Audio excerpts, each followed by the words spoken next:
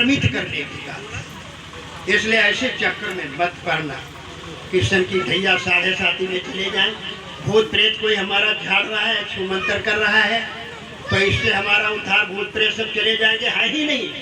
साहेब कहते हैं ब्रह्मभूत सकल जग खाया, जिन जिन पूजा तेज हणाया, अंडन पिंडन प्राणन देही। न साहेब कहते ना अंड है ना पिंड ही है, न उनके अंडे दिखाई देते, न पिंड ही दिखाई देता, शरीर दिखाई देता, न उनका परिवार दिखाई देता, न घर घोंसले दिखाई देते। जब हमको आपको मार सकते हैं, हमको आपको उठा करके पटक सकते हैं, हमको आपको बीमार कर सकते हैं, आप सोचिए जब इतने ताकतवर हैं तो हम बिल्डिंगों में रहें, मोटरसाइकिल चलाएं, जहाज में जाएं और वो पेड़ों पर रहें, वे जहाँ तहाँ इधर उधर रहे। भूत कहाँ रहता है भाई? भूत फेरी पर रहता है, भूत ब्रह्मदेव रहते हैं, भूत वहाँ पर रहता है, भूत वहाँ पर रहता है। तो साहब कहते वैज्ञानिकों ने एक एक कण के जो है जा जा करके खोजबीन किया है। भूत प्रेतों के कहीं घर नहीं है, न खुदाई में आज तक निकले कि भूत प्रेतों के घर। नागों के घर तो दिखाई दिए हैं। नाग वंश के लोग जो थे पहले, नाग सांप नहीं थे। अब वो समय नहीं यहाँ बताने का। लगभग समस्त नाग जात का ही शासन यहाँ पर था, जिसको लोग कहते हैं कि नाग जो है देवता अपने भर पर सारी पृथ्वी रोके हुए। इसका लाक्षणिक अर्थ यही है, आप सोच लीजिए, इसका अर्थ यही हुआ कि ये पूरी समस्त पृथ्वी पर अधिकार नागों का था। नागवंशी लोग थे। जो नागपुर में गया हूँ, नागपुर में मैं गया हूँ, 5 दिन रहा हूँ। वहाँ जहाँ खुदाई हुई है तो नाग जात के लोगों के बाजार इतने सुंदर मिले। वहाँ पर जो पेंटिंग लगी हुई है, आज भी पेंटिंग वो खराब है। उनके बाजार, उनकी दुकानें 2-2 मंजिल की हैं नागपुर में। कब नाग हुए थे? जो राजा बासुकी नाग थी, नागवंशी थे, जिनको जन्मेजय ने नाग जाति के लोगों को जला डाला, सांप सांप कह करके। हम लोगों को पंडितों ने भ्रमित कर दिया, अरे वो सांपों को जलाया था। कभी हमने विवेक विचार किया है? सत्संग में यही सब बातें ध्यान देने योग्य हैं। बाल सुग्रीव बंदर थे, हनुमान जी बंदर थे, लेकिन बाल सुग्रीव की औरतें ब्लाउज साड़ी पहने हुए हैं। भला कोई मूर्ख होगा जो बंदर के साथ में करेगा शादी? आप सोचिए पहले। और समस्त लोग मानते हैं 5-5, 7-7, 9-9 दिन श्रीमद् भागवत होती है, और इसमें तमाम लोग बैठे हैं, ज्ञानी वैज्ञानी सब बैठे हैं, जो साइंस का अध्ययन कर रहे हैं, साइंटिस्ट भी हैं, डॉक्टर भी हैं। कोई ये क्वेश्चन नहीं करता है। ये बताइए भला, बंदर जो है, बंदर बाली और सुग्रीव राज करते थे और उनकी सेनाएं थी, जिनके सेनापति हनुमान जी थे, तो वे बंदर थे। तो उनकी औरतें बंदरिया क्यों नहीं थे? उनके क्यों नहीं पूंछ लगी थी? क्यों नहीं नंगी रही? और ब्लाउज साड़ी क्यों पहनी थी? लेकिन कहते ये कबीरपंथी लोग, अरे हम लोग कहें कि हनुमान जी के पूंछ नहीं थी, बाल सुग्रीव के पूंछ नहीं थी, वो हम मानवीकरण कहते हैं, हम कहते वो मनुष्य थे। तो कहते ये कबीरपंथी हनुमान जी को नहीं मानते। हनुमान जी को बंदर बनाओ, डाली फल तोड़ने वाले, उपद्रव करने वाले, काट दौड़ने वाले, उनको इस तरह ठहराओ तो कब कपीस बंदर, तब जो है वो जाने कि हाँ ये कबीरपंथी भाई हनुमान जी को मानते हैं। और वाल्मीकि रामायण में आया है कि जब वो गए हैं राम और सीता, राम और लक्ष्मण जब गए हैं उनका सहयोग लेने के लिए, अपनी सेना उनके पास तो कुछ थी नहीं, कोई आधार नहीं था सीता जी को लाने के लिए, युद्ध करने के लिए रावण से।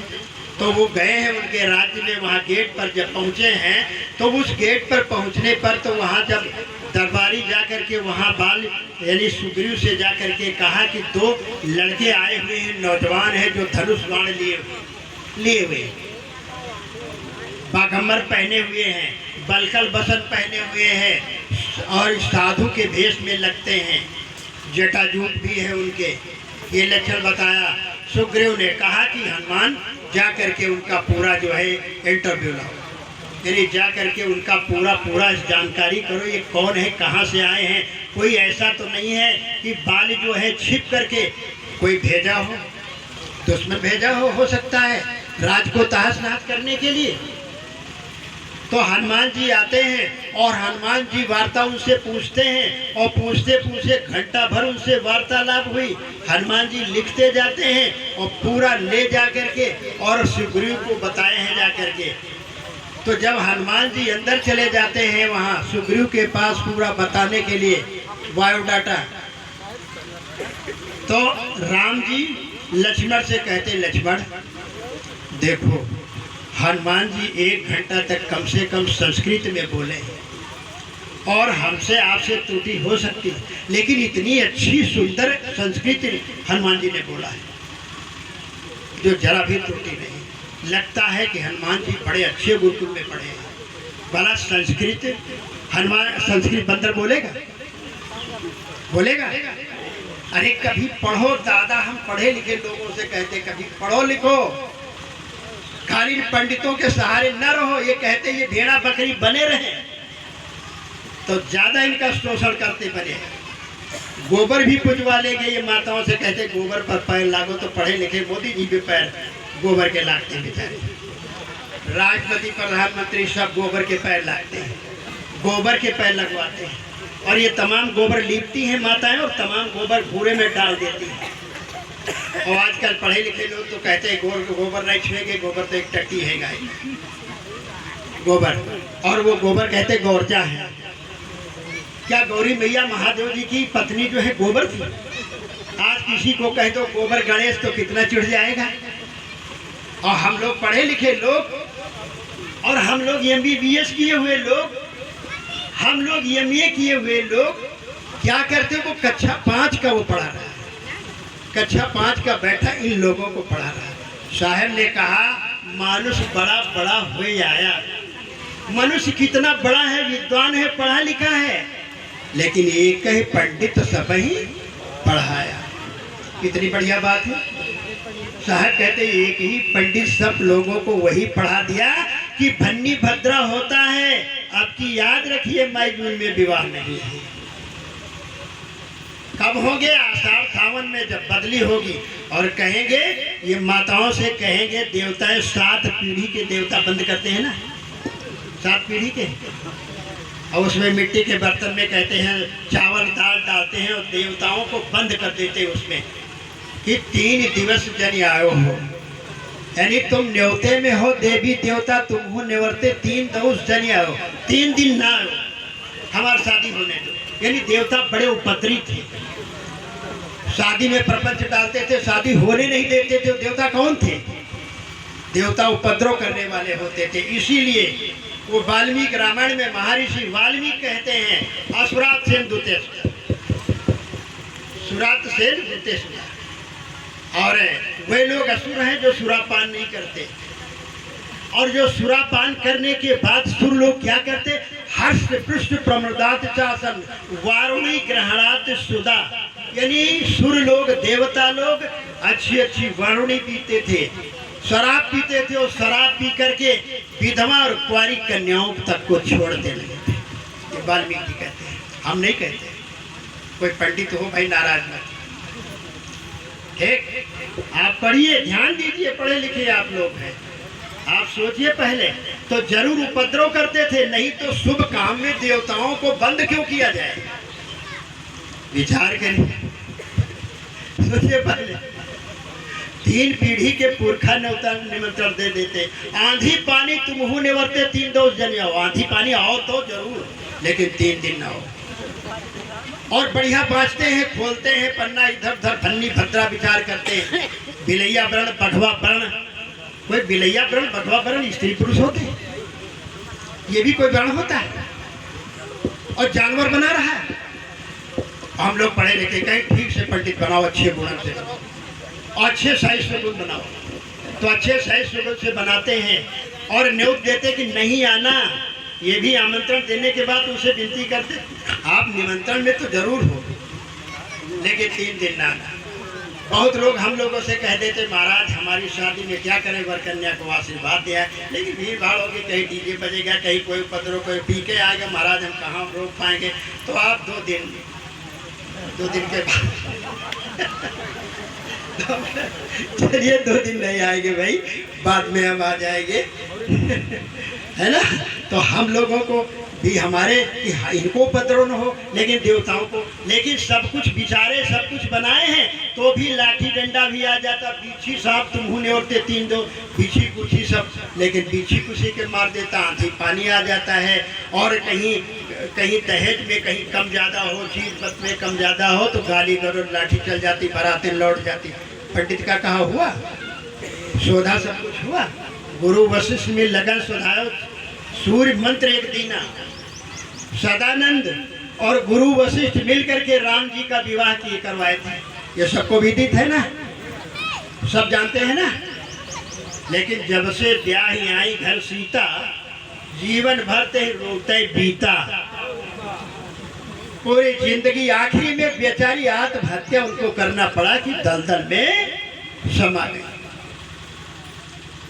और वशिष्ठ जी और सतानंद मिलकर के ब्राह्मण बनाए थे, बड़ा सुखमय जीवन रहेगा, बड़ा बढ़िया रहेगा। आप सोचिए, पहले रहा जीवन, जो कुछ प्रारब्ध में है, कर्म फल भोग जो हैं वो सबके पीछे पीछे लगे हुए हैं। भगवान बुद्ध अपनी धम्म पद में पहली गाथा कहते, मनो को बम गमा धम्मा मनो सेट्टा मनोमया मनसा चे पदुठेन भासतवा करोत्वा ततो न दुख मनवेति चक्कम वा वातो पनंग। भगवान बुद्ध कहते हैं पाली में कि मनो को बम, मेरी मन श्रेष्ठ है, द्रुतगामी है, बहुत जल्दी जल्दी चलता है। मनोपम गमा धमा मनो सेट्टा मनोमया मनसा से पदुठेन, यानी मन में तुम्हारे प्रदूषण भरा हुआ है, प्रदूषण गंदगी, गलत गंदे विचार, गलत गंदे संस्कार। भाषत हुआ करोति वह ततो न दुख वेती। जब आदमी उठता है उसके मन में गुस्सा है, क्रोध है, तो पत्नी से बच्चों से भाषत हुआ करोति वह। भाषत का मतलब होता है भाषण देना, वचन बोलना और कुछ कहना। तो जब उठेगा एकदम आंखें मिलमिलाते हुए, पत्नी बोल दिया क्या बहुत देर हो गई सोते सोते, तो अभी एकदम लाली आंखें कर करके वो शायद ऊट पटांग बोल दे, गाय को मारने लगे या बच्चों को डांट दे या पड़ोसियों को गाली देने लगता है। तो भाषत व करोत व वाणी जो उसकी निकलेगी वो क्रोध भरी निकलेगी, पाप भरी निकलेगी और असंयमित निकलेगी, गलत बोलेगा, गलत शब्द उच्चारण करेगा, क्योंकि उसके मन में प्रदूषण भरा हुआ है। बुद्ध कहते हैं जिसके मन में इस तरह का प्रदूषण यानी विकार भरा हुआ है तो वाणी जो है बढ़िया नहीं निकलेगी। भाषत व करोत व जो कार्य करेगा वह ठीक से नहीं करेगा, ठीक से कोई कार्य संपन्न नहीं करेगा। भाषत व करोत व ततो न दुख मनवेति। जिसके मन में विकार है, दुर्विचार है, गलत संस्कार है, गलत भावनाएं और वासनाएं हैं, तो ऐसे व्यक्ति के पीछे दुख है। कैसे चलते हैं दुख मनवेति चक्कम वाह तो पदंग।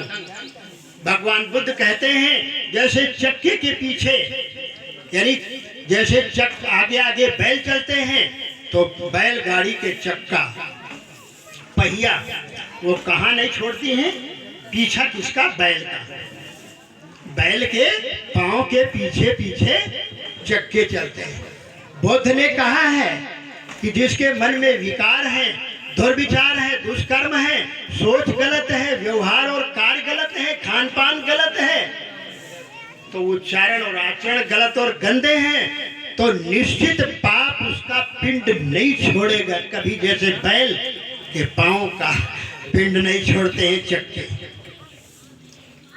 लोग आधुनिक बौद्ध आजकल के जो अंबेडकर साहब के नाम से कर करके एक कलंक बने हुए, मैं कहूँगा कि आप बाबा साहेब को भी बदनाम करते, भगवान बुद्ध को भी बदनाम करते कि पाप और कुछ नहीं होता है।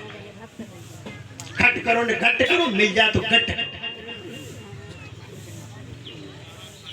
और भगवान बुद्ध कहते हैं आगे चौथी गाथा में कहते हैं कि जो प्राणियों की अपने स्वार्थ के लिए, अपने शरीर के लिए, अपने स्वाद के लिए जो प्राणियों की हत्या करते हैं वो जन्म जन्मांतर तक कभी सुखी नहीं होते, उनका दंड उन्हें भुगतना पड़ेगा। तो कहते हैं ना ब्राह्मणों ने सब दिख डाला, उसमें घुसेड़ दिया। अच्छी चीजें आए तो ब्राह्मणों ने घुसेड़ दिया, इस पर नहीं जाना, हम विस्तार में नहीं जाएंगे, लेकिन संतों ने जो कुछ हमारे कहा है उस पर आप लोग ध्यान दीजिए। माता बहनें तो हमारी दया प्रेम करुणा की बहुत बड़ी मूर्ति हैं। अगर ये सब लोग सबसे पहले संतों के पैर धोने के लिए, आरती करने के लिए, स्वागत करने के लिए सबसे पहले आती हैं। माताएं यही देवी हैं, यही जगत जननी, जगत जननी जगदम्बा हैं, जगत की अम्बा हैं। अगर ये जननी न हो तो हम लोग कहाँ पैदा होते हैं? इन्हीं के आंचलों से प्यार मोहब्बत पा करके, अच्छे संस्कार पा करके, इनके आंचलों का दूध हम लोग पी करके तब इसमें स्टेज पर आज बैठे हैं, आप लोग सब बैठे हैं। धन्य है माताएं, यही देवी दुर्गा हैं, यही सरस्वती हैं जो स्वर देती हैं बच्चों को। मम बच्चा मम पियोगे? ये जीजा है, ये मामा है, फूफा है, नाना है, मौसियाँ हैं, पापा हैं, दादी हैं।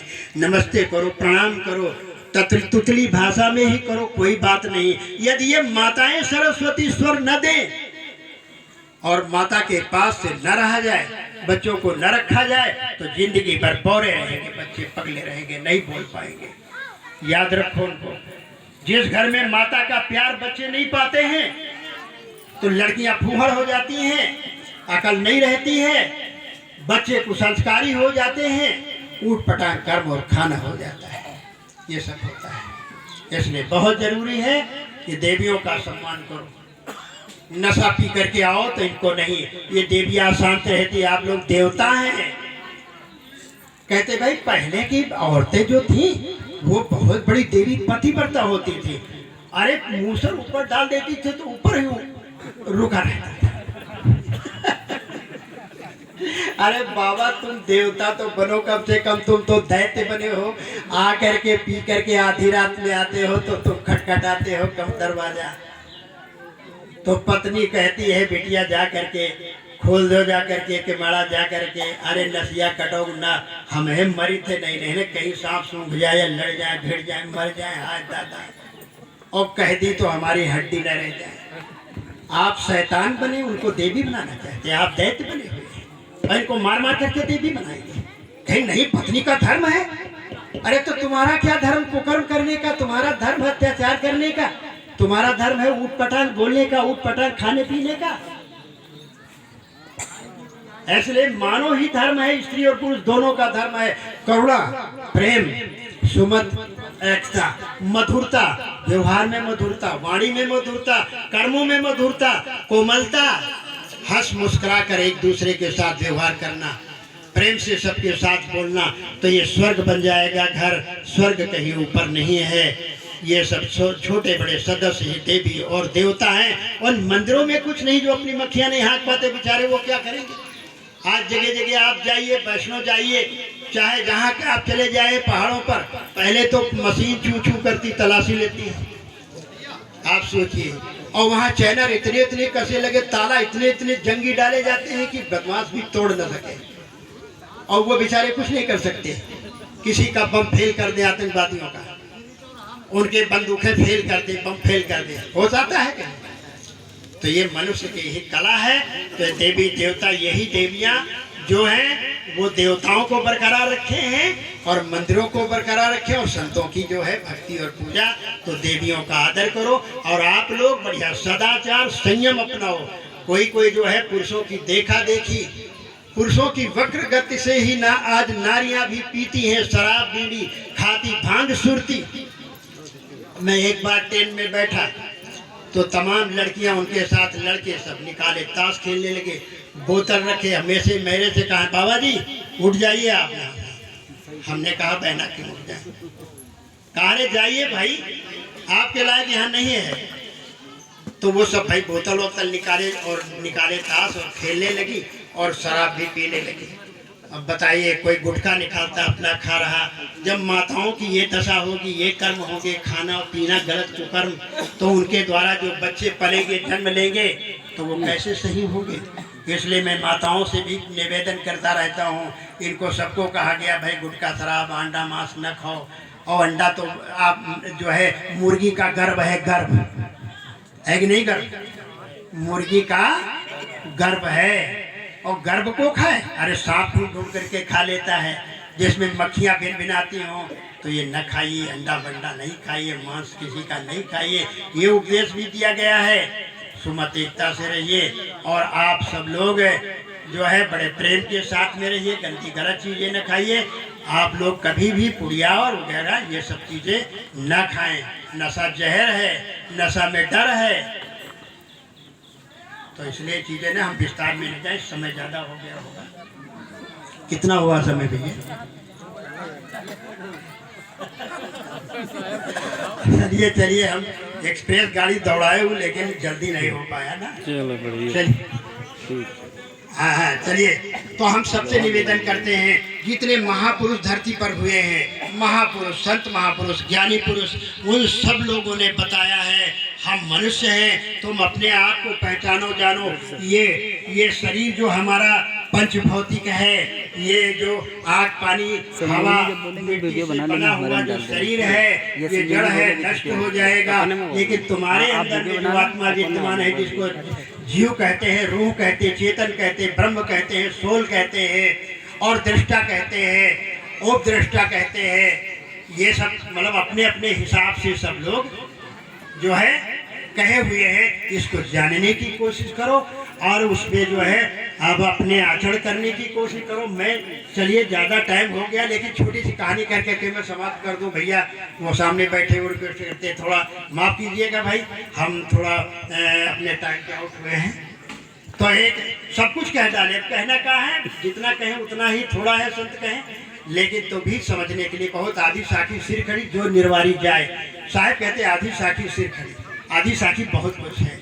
तो एक बार एक महात्मा जा रहे थे कहीं अपने भक्तों में विचरने के लिए, तो एक चरवाहा रास्ते में मिला। चरवाहा रास्ते में मिला तो कहने लगा, महाराज हमको भी गुरु बना लो। अब वो नहीं जानता था गुरु कौन है कौन चेला है। बेचारा जानवर चराते चराते जानवर जैसी बुद्धि बन गई, संस्कार उसको मिले नहीं।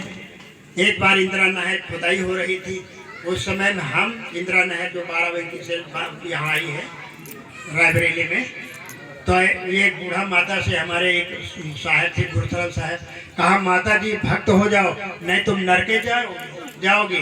अरे कहीं बाबा नरकम हमका कौन ले जाएगी, नरकम जे है तुम्हारे जैसे साधु संत जो तपस्या करो। हम कहा नरक में हमका कौन ले जाएगी। तब उसको बेचारे को नहीं पता नरक क्या है, स्वर्ग क्या है। सरल हृदय बच्चा, सरल हृदय था चरवाहा, उसने कहा महाराज हमको गुरु बना लो। तो कहा गुरु बनोगे कि चेला बनोगे? अरे कहा महाराज हम चेला कहाँ बन पाए, हम गुरु बन जाएंगे महाराज। कहा अच्छा ठीक है, चलो भाई चलो चेला बन जाओ साथ में हमारे, चलो। और वो चल दिया। जब चल दिया तो कहा महाराज थोड़ी दूर गया, ठहरो महाराज एक बात है, हम करेंगे कुछ नहीं। कहा जी करना क्या है? कुछ नहीं करना। गुरु ने सोचा चलो ये करा, कहता है सरल बुद्धि का। जब भक्त के यहाँ पहुँचे गुरुदेव जी से अपने छोटे शिष्य को लेकर के, कहा बेटा, तो वो शिष्य लोग जो है उनकी मतलब सेवा सत्कार के लिए जो है आगमानी की और डाल दिया चारपाई और चढ़ धोए बनाए छिड़के और कहा महाराज जी ये स्नान के बाद आप जलपान करेंगे या पहले कर लेंगे? कहा भाई स्नान करेंगे, थक करके आए, धूल गर्दा पसीना से तरबतर। कहा चलो चलो बेटा स्नान कर लेते हैं। तो कहा महाराज हम कह दिए थे हम कुछ नहीं करेंगे। तो कहा अरे स्नान भी नहीं करोगे? कहा हम तो कुछ नहीं करेंगे, आपसे तो हमने पहले कह दिया हम कुछ नहीं करेंगे। अच्छा चलिए कुछ नहीं करें। गुरु हंसे सरल हृदय, कहा चलो बेटा। तो गुरु जी बाँह पकड़ करके ले गए, तो स्वयं नहाए, बाद में उसको पहले नहला दिया। नहला करके कपड़े, तो कहा कपड़े पहन लो। तो कहा गुरुजी हम तो कहे थे हम कुछ नहीं करेंगे। तो गुरुजी ने कपड़े भी दूल्हा की तरह पहना दिया। भाई कपड़े भी पहना दिया बढ़िया। और कपड़े पहनाने के बाद तो कहा था चलो। अब वहाँ जब गया बैठा दिया, गुरुजी बैठा रहा। गुरुजी स्नान करके आए, कहा बेटा तैयार करो, कुछ राशन पानी लाओ, देख लेते हैं और चलो अब ज़्यादा झंझट नहीं करना है, या तो आलू भून लिए जाए या तो थोड़ा सब्जी बना लिया जाए, सब्जी टिक्का बना लेंगे। साधारण गुरु संत महात्मा साधारण होते हैं। दुनिया भले कुछ समझे नीट मीट खाने के लिए, लेकिन संत साधारण भोजन, किसी को परेशानी न हो, कोई हमारे लिए न भटके इधर उधर, परेशान न हो भक्त। तो सरल हृदय। तो उन्होंने कहा बेटा हम रोटी सब्जी बना लेंगे, थोड़ा बस हो जाएगा। चलो ठीक। गुरुजी ने कहा चलो भैया मिल करके बना ले। कहा अरे महाराज जी हम कुछ नहीं करेंगे, आपसे तो कहे थे। तो महाराज जी गए, बैठ गए और भोजन बना डाला। भोजन बना करके कहा कि चलो चलो भैया भोजन तैयार है। और बेटा थाली वाली इकट्ठा करो, सब उनसे कह दिया भक्तों से और बिस्तर डालो। तो कहा चलो भैया भोजन कर लो। तो कहा महाराज हम तो कहे थे हम कुछ नहीं करेंगे।